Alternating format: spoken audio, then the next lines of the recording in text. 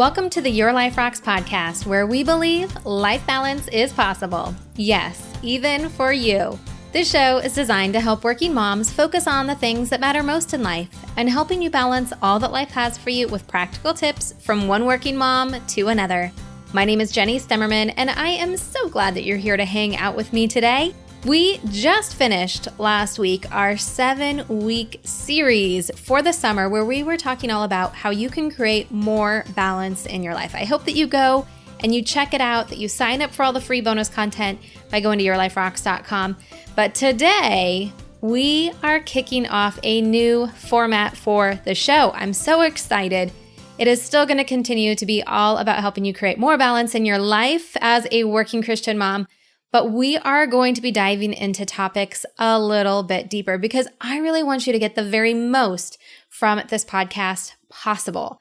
So every month we are going to be focusing in on a different theme and having different guests come on to just share different aspects of that theme so that you can get different angles, different points of view, and different ways that you can apply the same kind of information to your life.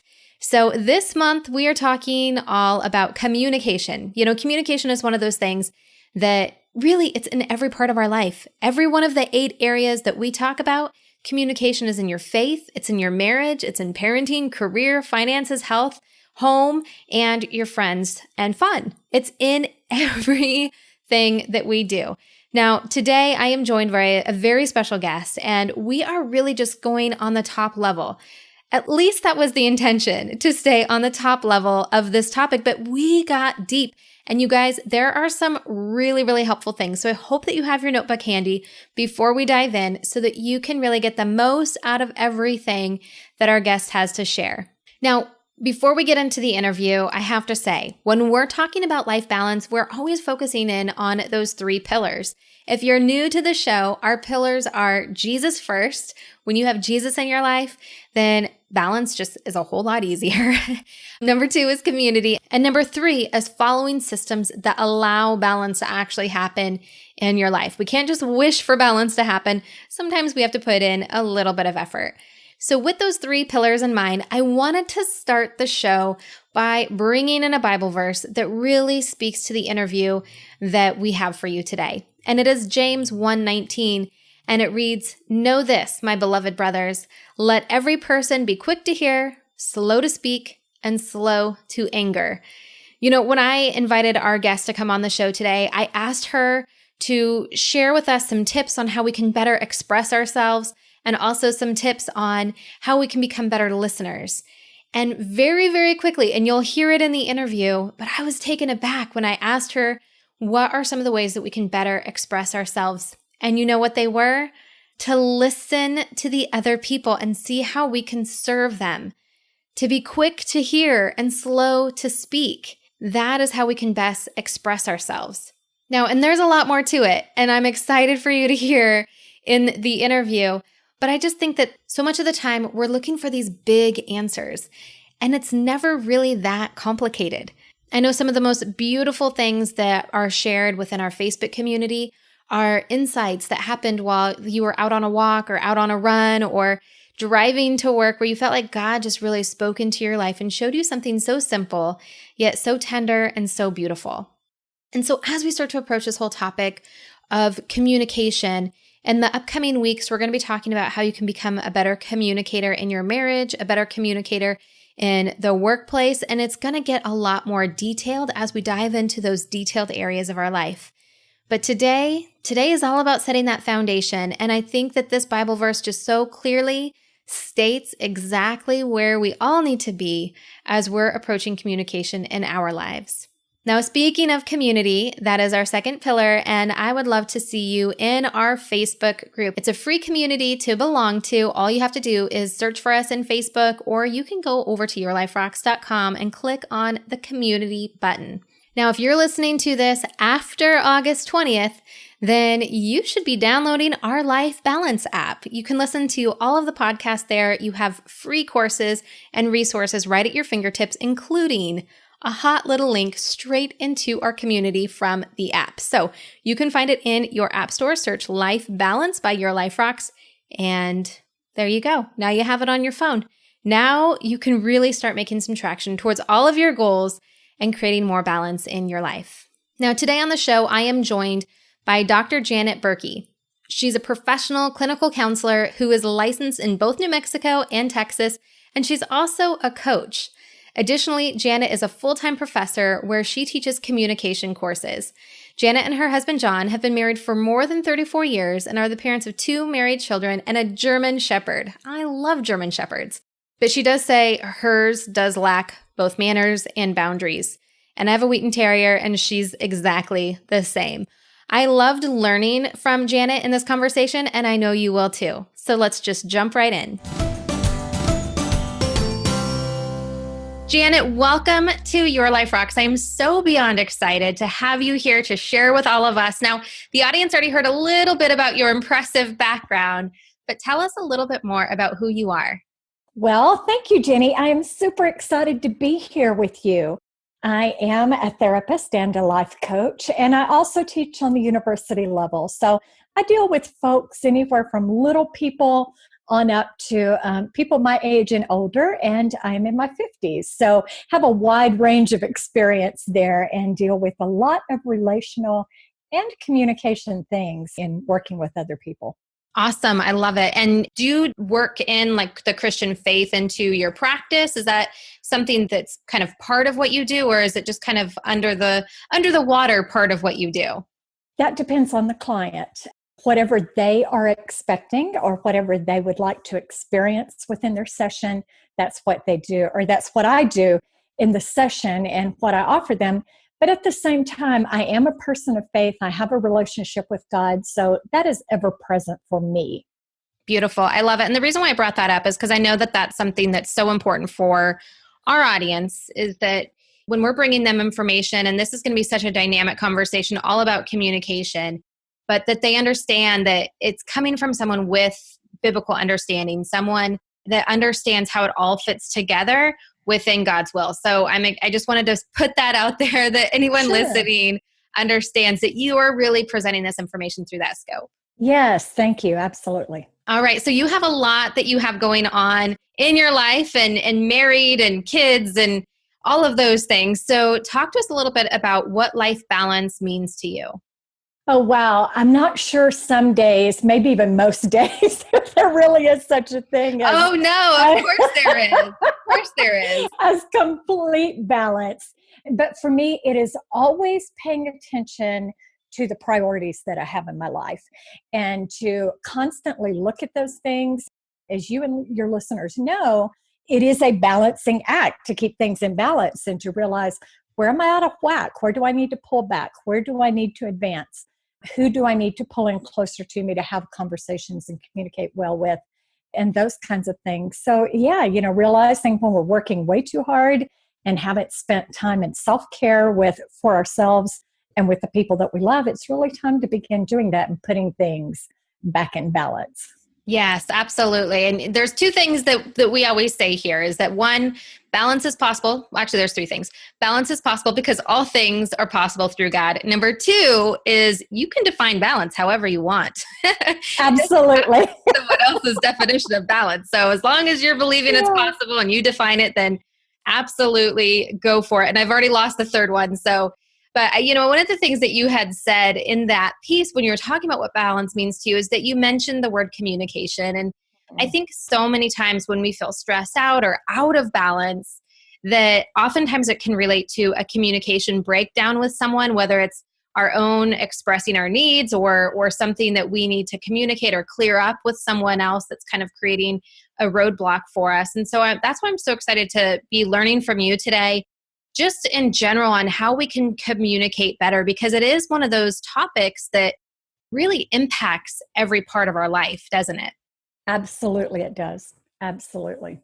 Yeah. So, and I know one of the things that you really talk about in your practice is that anyone can learn to communicate well. And I have certainly known people who are excellent communicators in my life, and I know people who are not excellent communicators in my life. And even for myself, I know that there are some days I feel like I'm better at communication, and some days I feel like it all just kind of breaks apart. So how can we be better with communicating, and what's that process look like as we want to get better in our communication?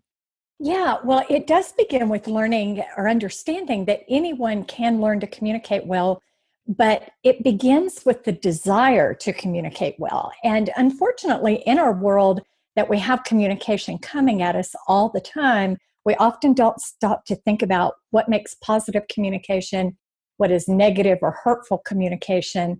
And one of the rules, or one of the things that I teach, is that I always teach we cannot not communicate.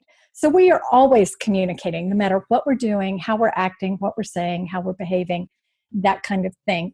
And so, in order to begin, we talked about having the desire to learn to communicate well. It's also taking the time to invest in learning the skills of listening, knowing when and how to speak, and being aware really of who the other person is that you're actually communicating with. That last one was so big, so big. But before we dive into the other person, because I'm a huge believer in taking personal responsibility. And I think sometimes when it comes to communication, it's way too easy to look at the other person and say, they're the problem. They're Yeah. just not getting me. They're dense. They're not listening. They're whatever. But let's first talk about how we can take personal accountability. And I love that you said it's really a choice. It's a decision to want to be better in our own communication. So first, give us some tips on ways that we can better express ourselves. Because I think that sometimes that's where it starts, is we feel like the other person's not getting us. But if we're not being clear with the words that are coming out of our mouth, then how are they ever supposed to get what we're talking about?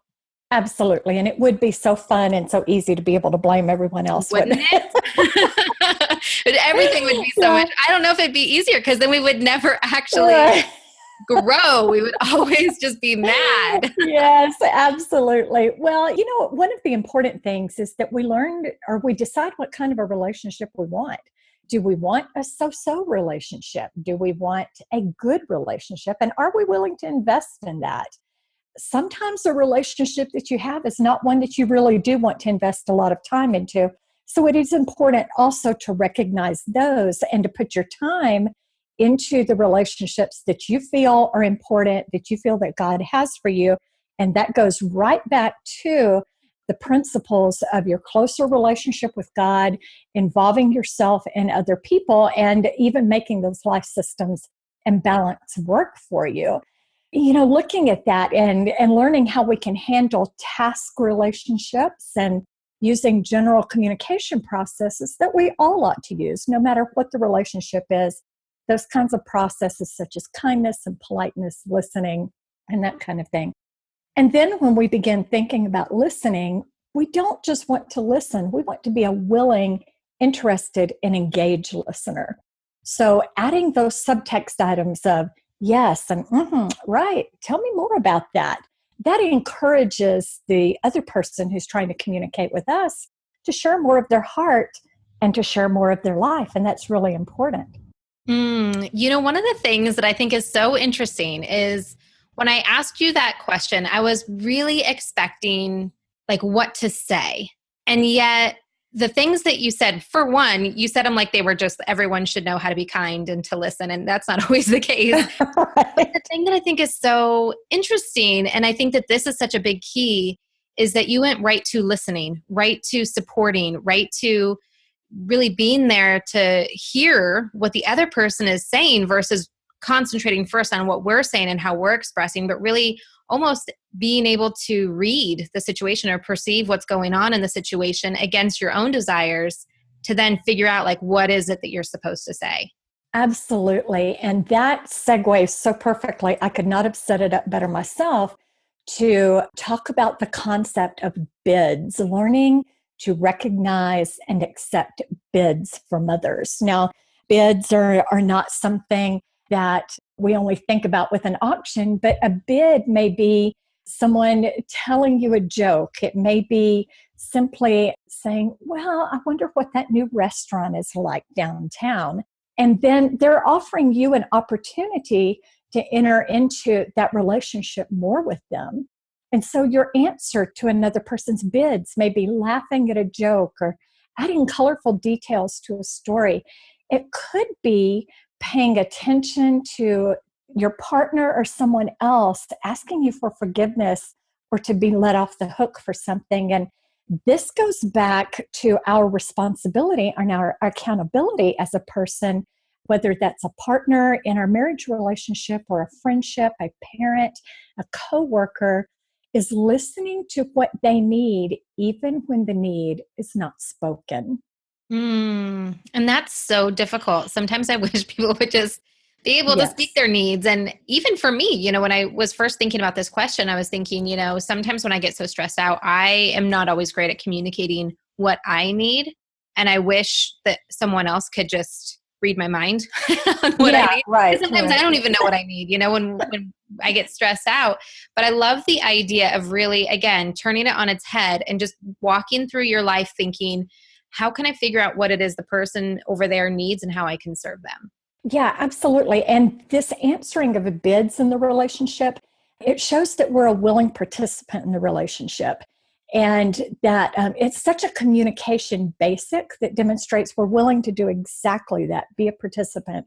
And the original research on bids was conducted by one of the premier relationship researchers, John Gottman, and the original research was actually done on married couples, but it can apply to all of our relationships. And what is so fascinating is that several decades ago, Gottman and his researchers set up an apartment on the University of Washington campus. And they put sensors on the couples to monitor their stress and their heart rate. They installed cameras and a two-way mirror. And they just asked these couples to conduct themselves like they would in a normal weekend at home, as much as you can being watched like that. Right. In reviewing those interactions of the couples, they found that the happy couples turned toward each other 20 times more than couples who were in distress, even when those other couples were just having non-conflict conversations. Now, that research got even more interesting as they studied newlyweds, because they found that those who were still married 6 years later turned toward each other 86% of the time while they were in this lab. They called it the Love Lab, which is such a fun name. Those who were divorced 6 years later only turned toward each other 33% of the time. So, Interesting. isn't that fascinating? And I think about the ramifications that could have, not only in our marriages, which is such a primary relationship, but with our children, with our coworkers, our friendships. How can we transform those by communicating the fact that I'm here, I'm interested in you, I hear you, I'm on your side, those kinds of things. Just letting people know we've got their back. It's so great because as you were talking about that, I was kind of like thinking in my head about some of the people who I feel like I communicate well with. And it's not so much of anything that I do, but it's the way that they respond to me. It's the bids that they give back to me that I feel like is so positive. And Mhm. so it's very interesting the way that when you were talking about that, how I was just starting to think about the coworkers that I have. My husband, if I'm not making eye contact with him when I'm talking, it drives him crazy. He'll come over and try to like make eye contact and be face to face. Makes me feel like I'm important though, and because life gets so Right, busy and for him to drop everything and come over, it really does make me feel important. And I think right. that has had such a huge effect on our marriage. But even like, friends who check in on me or ask me questions about my day, even though I know that they're busy, but they look in on me in the way that I feel like they care for me. And it's interesting because when you're talking about that, I was just visualizing them and thinking, for me, I feel like they're such great communicators. And really, it's because they're investing into the relationship. Right, right. And so we can consider the bid as a request for our attention and our time, and how we answer that really does impact the relationship, whether that's positively or negatively. So it's really more of our response to what we're perceiving with them. Yes, absolutely. Interesting. Interesting. That's so great. I love that too, that it makes it so that it feels very practical. I mean, this show is all about breaking things down to what we can do. And I feel like that there's so many different steps of Right. things that we can take action on right then and there. But if someone wants to think about how they can apply this whole concept of just paying attention to the relationships around them and how they can apply the whole concept of a bid, what would you tell them as kind of some things that they could do today? Pay attention. Pay attention to who that person is. Think about what makes that other person happy, what makes them tick. Because we can't be good communicators if we are not paying attention to our audience. And when I teach public speaking to students, I tell them, you have always got to start with your audience. Figure out who they are and what they want and need and desire from you.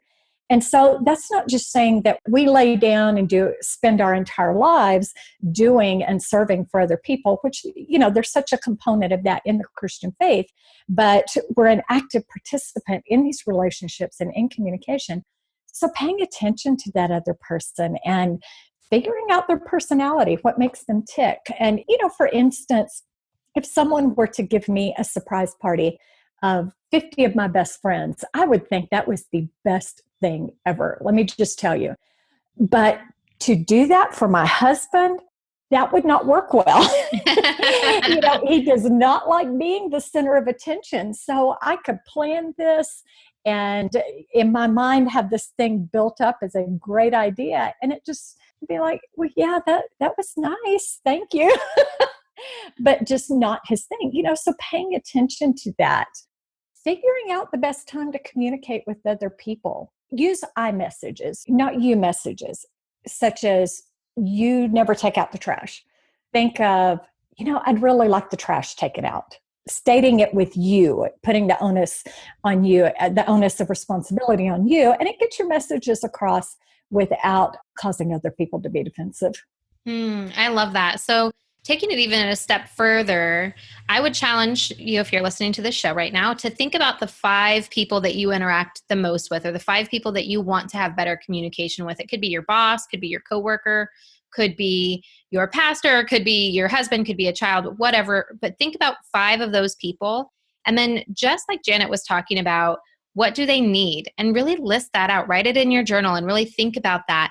Now, Janet, question I have for you. We've talked about just about every kind of different type of personality on this show. We've talked about enneagrams, we've talked about colors, we've talked about disc, we've talked about spiritual giftings, all of those different things. How much of that really should we be thinking about when we're thinking about the needs of the people in our lives? Well, that could become very mechanical very quickly. And I'm a huge assessment person, so I love that kind of thing. And I just really eat it up myself. But very often, if we just get a basic idea of what the different personalities are like, what makes them tick, and then looking at the person we're communicating with, just thinking about how the different things in these assessments apply to that person instead of trying to make them fit the mold. So I'm all about education, but I'm also about being very practical. I think that that's good. That's really valid. One of the things with my husband is we've made it a practice to be very open with trying to learn more about each other. I mean, we've been married for 18 years, so it's been a while. We know a lot about each other, but at the same time, there's still so much to learn about other people. And so we're always very open about taking every kind of personality test we could ever think of. And then whenever we see something about the other person's personality, whether it be Myers-Briggs or Enneagram or you name it, but then we'll send like that article to the other one to say, how relevant is this to you? Because, there's so many articles about there, like what your personality type tells you about stress or, different things like that. And so then that way we can really dive into all of those different things. For example, I am a 9 with a 1 or a 1 with a 9. I could go either way. I still not sure. And my husband is very much an 8. There's no if, ands, or buts about it. But, there's certain characteristics with 1 that I just don't identify with. And so if he, like you were saying, if you were to say, well, Jenny is a 1, so therefore I'm going to treat her like a 1, it probably wouldn't go over very well.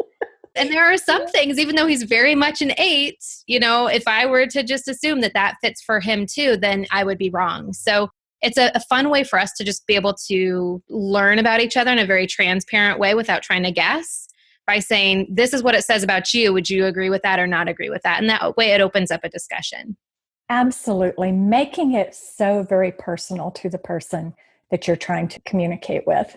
Absolutely. That's really great. That's really, really great. Now, I know that you talk a lot about personalities as well, even if it's not in a form of an assessment of some different kind, but you talk about personality inventories. Tell us a little bit about that. Well, a personality inventory can really help you understand who you are. Again, not every assessment will be 100% spot on because there's always those one or two things. But when we're able to take those, we can go, oh, so that's how this is all working together. Even give us some assurance that these things are founded in research. So we're not way off the bend somewhere over here, and very honestly can open our eyes to the fact not only of our strengths, but maybe some of the things that we need to work on to not necessarily turn them into strengths, but to work with and to manage. That's so good because sometimes we get so focused on our weaknesses thinking that they have to become our strengths when really it's just, like you said, it's about managing them. Right, right. But not managing the other person's weaknesses, just your own. Yeah. And when we think about strengths and weaknesses, and all of us have them, so there's no sense in trying to deny them or gloss over them. And in every relationship, we have strengths as either a couple or a friendship. And here's some more research by Gottman, and I go back to him because he's such a star in this field. He found that 69% of all relationships are unsolvable. Now, what do you think about when I make that statement? 69% of all relationship issues are unsolvable. That seems very depressing. I want to say that's got to be wrong. No, it is correct. And at first it does sound a little depressing because it's like, oh, great. Then what are we doing here? But I've decided to turn this on its head and realize this is good news. I'm not a relational loser because I can't solve all the relationship issues that I have, even with amazing communication. And here's the thing, we all have fundamental differences between each other in our personalities, our lifestyle needs, those kinds of things. And so we don't solve those problems. And kind of a silly one is, my husband could probably eat Mexican or Chinese food every day of the week. I don't care for either one of those things. It does not matter how long we live. I'm never going to be a lover of Mexican or Chinese food. But we manage that, and I go out with him to eat at those places, every little bit, just so I can say I did that and always have a good time and enjoy it, that kind of thing. And that's just a silly thing. But truthfully, some of those issues that we do have concerns about, some of those more negative things, if we're not careful and we don't learn to manage those differences, they can become gridlocked for us. And that gridlocked conflict can eventually lead to us being emotionally disengaged with the other person. So we have this opportunity to work through things that are different, and they don't have to become a thing. Now, if they do become a thing, I would certainly encourage folks to check out counseling for themselves and to have someone else step in and help them manage those things. But we certainly don't want to get in a gridlock and just go down a negative road that's going to take us a really long time to get back from.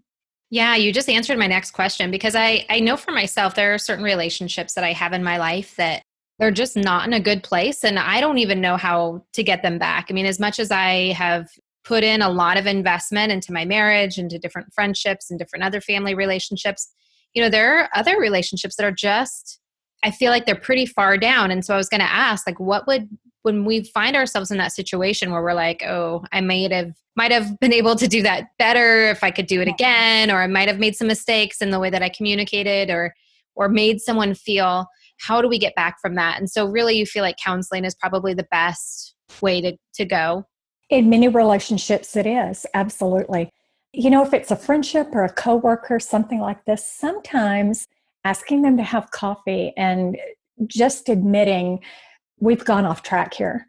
Something has come up and you may not even know what has happened, but ask. I've noticed that our relationship is not what it used to be. We don't work together as well as we used to be. What can we do to fix this? That's a courageous conversation to have. It is. Yeah. But very, very often it can get you to the bottom of it. And honestly, if you can kind of get out somewhere, have some coffee, make it a more relaxed environment, and especially if you're coming with an honest and sincere heart. And I would encourage folks before they do that, certainly to pray about that and ask God to be in their midst and to have control of their words in that conversation. And Jenny, you know as well as I do that sometimes it doesn't matter how great our communication is, no matter how sincere our heart is, sometimes it just doesn't fix the issue. But again, that goes back to what you mentioned at the beginning of the podcast, accountability, and we are accountable for ourselves. I love that. And I think it goes right back to what you had also said at the beginning of the conversation, which is really understanding what relationships are worth that investment, to try to have some of those courageous conversations. Because, some friendships or some family members, yes, it's probably maybe worth it to kind of go through those emotions and be strong enough to have those courageous conversations. But in other relationships, it might just, you might have to just let it go. Right. Yeah. Wise words. So Janet, I love everything that you shared with us today. I feel like there's some really strong action items that you have already shared, some things that people can take away and start to apply right away to their life. But if you had to give someone advice, if someone came to you and said, I just feel like I need to take my communication to the next level. I really want to be able to serve people better. I want to be able to perform better in my job. What would be the one piece of advice that you would give them? Oh, wow.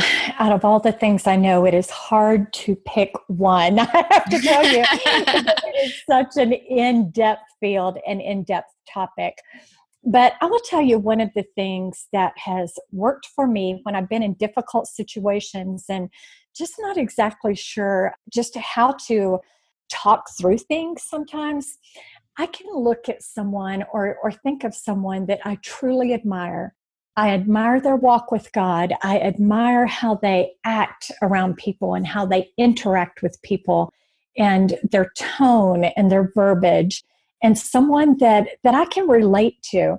And if I'm in a really tough situation and maybe I'm fearful or anxious, I'm just unsure, I can borrow some of those things. And I know that sounds a little bit silly, but it really does work to think, what would so-and-so do? Fill in the blank for whoever you truly admire that tends to handle things really well. And that person is probably a master of communication in the world that they need to be, and to just use those things. And we can kind of borrow those things and put ourselves not necessarily in another place, but allow them to positively impact us, because we are not islands unto ourselves. We need other people making that impact on us. So even as adults, we can look at the adults around us and allow them to positively impact us and to learn from them so that we can better serve others in the kingdom of God and better serve our families. I love that. I'm a huge proponent of mimicking the behavior that you want to see within yourself. I mean, sometimes I think we make it so difficult of wanting to, I don't want to say change ourselves, but like to grow and to be better, when we can just look to people who we want to be more alike and just start being more like them. Right. And then all of a sudden it's a lot easier. So I love that. Thank you so much for sharing. Mm-hmm. Now, if people want to learn more about you or your practice, I know you do practice, even though you're in one location, you practice everywhere, right? So where would people be able to learn more about you or get in contact with you? There are a lot of things that I can do everywhere through the amazing development of telehealth and coaching and all of those things. And they can find me at Birkey Counseling and Coaching. That's Birkey. And I'm also developing a new site with another counselor called the Marriage Cafe. And hopefully we'll have that up soon and can get that link to you. But that is all about premarital coaching in a fun and different way. And that is also from a Christian perspective. So if any of your listeners are engaged and looking to have that done, we are about to be able to fix them up. Oh, that is exciting. That is Thank wonderful. you. Well, we'll have to link to everything you in our show notes page. So we'll link to your social media so that way people can stay in contact and learn more about the Marriage Cafe and then everything that you are doing within your counseling and your coaching practice as well. Thanks. Thank you so much, Jenna, for coming on and sharing so generously with us today. It was so beautiful to be able to learn from you, and I'm excited for everyone to hear this. It has been my pleasure. I have thoroughly enjoyed it. All right, friends, I hope that you enjoyed that conversation with Dr. Janet just as much as I did. And I am so curious to hear what you took from that conversation. So hop on over to our community on Facebook and share with us. What did you get from this conversation today with Dr. Janet? Now, if you're more of an Instagram girl, I totally get it. Take a screenshot of yourself listening to this episode, put it in your story or put it in your feed, and let me know your thoughts. I would certainly love to be able to hear from you. Now, if you missed the action steps from today's show, grab your notebook and list out 5 of the people that you are in contact with, 5 of the most important relationships to you or the people around you that you interact with the most. Now, these are people you want to increase your communication with, that you want to deepen your relationship with, and really take a practice of listening to them, paying attention to them, and figuring out what their needs are and how you can help to serve them in those ways. Now, next week, we have a special guest coming on to talk all about communication and marriage. I know it's going to be a very impactful episode for all of us, myself included. So I'm really excited for us to share that time together next week. And can I offer a suggestion? If you have a friend or maybe someone that you work with or a family member who they're not really into podcasts, they've never really listened to podcasts, invite them to download the Life Balance by Your Life Rocks app. Not only does it have our entire catalog of past podcast episodes, so they don't have to try to figure out any kind of technology of downloading and searching and trying to find podcasts, but they can listen right there from the app. It also includes our free weekly success planning course and some planning tools to make it super duper easy. I mean, I'm telling you, Sunday prep has never been easier than with the tools included in that app. And if you're ready to take balance to a whole new level, then you can sign up for the Life Balance program inside the app. It's a 20-week program that will walk you through the process of setting new habits, focusing on time management, and really all of those systems of putting God first, being in your community, and creating more balance in your life. All of that is inside the Life Balance by Your Life Rocks app. You can find it in any of the app stores on your phone. I hope that you check it out. And until next week, keep building a life that rocks. Bye.